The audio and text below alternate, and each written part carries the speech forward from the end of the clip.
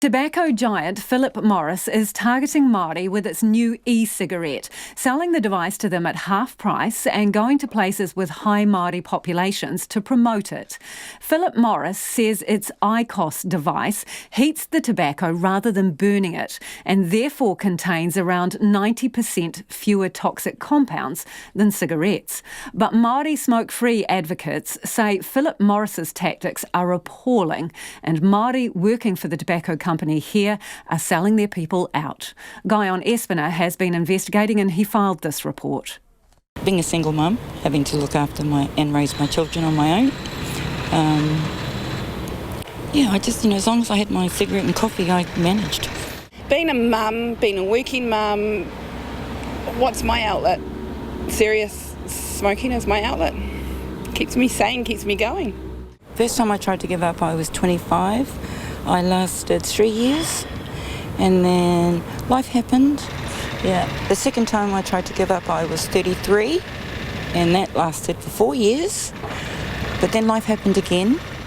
I can't afford to feel guilty. I can't afford to think about how much I waste in terms of money. I take a time, and today has been good.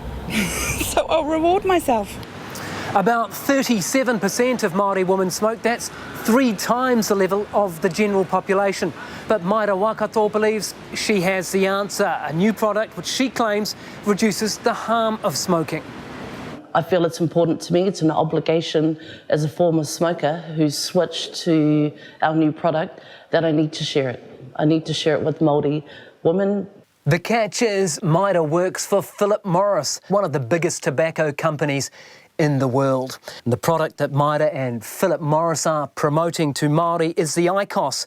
This is not a standard vaping device. IQOS is a hybrid between traditional cigarettes and e-cigarettes. It uses actual tobacco but heats the tobacco rather than burns it. Philip Morris claims that process reduces the harm of smoking by about 90%, although American and Australian experts spoken to for this investigation say the harm could eventually prove to be comparable to conventional cigarettes. Philip Morris is heavily targeting Māori groups in a bid to sell this IQOS device. It's running marketing campaigns. It calls them community activation. So it goes out to marae and places with high Māori populations like here at the Māngere East Rugby League Club. It comes here and promotes the IQOS device and offers discount deals. Philip Morris is selling the IQOS device to Māori groups for $50, half the normal price.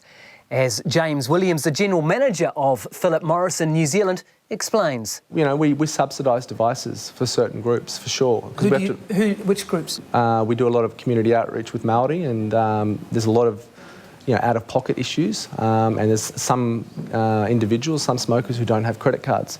So there's an inability to transact online. So we have to make sure that we engage them in the right way, and then we don't want to make pricing an inhibiting factor for them to make the move away from these products. So in some circumstances for those Māori groups that you mentioned, you might halve the price of the device. So we'll subsidise the device for those groups. Shane Kawinata Bradbrook is a long-term advocate for smoke-free Māori communities. He describes the Philip Morris tactics as appalling. I think for Māori who are working on behalf of this industry, in my view, they're kupapa. They've sold themselves out and they're selling themselves really short for our community that has been in an addiction cycle for decades. And I think they should reflect on these sorts of, programs and ask themselves that question. Are you kupapa? Because that's what it looks like to me. You've sold your people out for some money. We'll return to the Philip Morris sales pitch to Māori later on in the story. But first, what is the IQOS and is it safe? Okay, so this is a science machine that shows what smoking does to your lungs versus what IQOS does to your lungs. Gordon Otokolo is demonstrating the IQOS. He switched to it himself about 2 years ago. The claim of reduced harm is based on the idea that the tobacco is heated at about 300 degrees rather than burned at about 800 degrees. Philip Morris claims IQOS contains fewer toxic chemicals than cigarette smoke, and the harm is reduced by about 90%. No way. I can't really buy that. No, it's not 90% safer. It's not at all. The figures in our data clearly shows that it's not 90%. No way. I can't see that. Dr. Sukhwinder Sohal is a researcher at the University of Tasmania. Sohal was the lead researcher in a study for the European Lung Journal, which said that the IQOS heat not burn product was no less toxic to human lung cells than ordinary cigarettes. IQOS and indeed all nicotine-based e-cigarettes are banned in Sohal's home country of Australia, and he's concerned they can be legally sold in New Zealand. And that's very alarming. It took us decades to understand the ill effects of traditional tobacco smoke. Do we want to start again? Do we want to wait for another decades and then say, oh yes, these were bad as well? Philip Morris boss James Williams points to the work of the Federal Drug Administration, which authorised the IQOS for sale in the US in April. They've reviewed upwards of 2.5 million pages of research and done their own independent verification. And that's quite a robust system that's probably unparalleled in terms of the world's assessment of these products. That should give confidence to people that people have verified it and that, these are a better product than the current product on the market. But Shane Kawinata-Bradbrook says that's a pretty low bar. The bottom line is safer than what? I mean, you've got a difference here of either with tobacco products you jump off on the 10th floor, or in this case maybe the 7th or 6th floor. There's still harm there. No matter which way they pitch it, there's still harm. But Philip Morris claims IQOS is a world away from cigarettes, and it claims it wants out of that business altogether. That's our vision in New Zealand to be one of the first markets. We hope to exit cigarette sales. Why don't you just stop selling them now then? Any premature move from us as a tobacco company in New Zealand is not going to change the industry unless I get our competitors to come along this journey with us as well.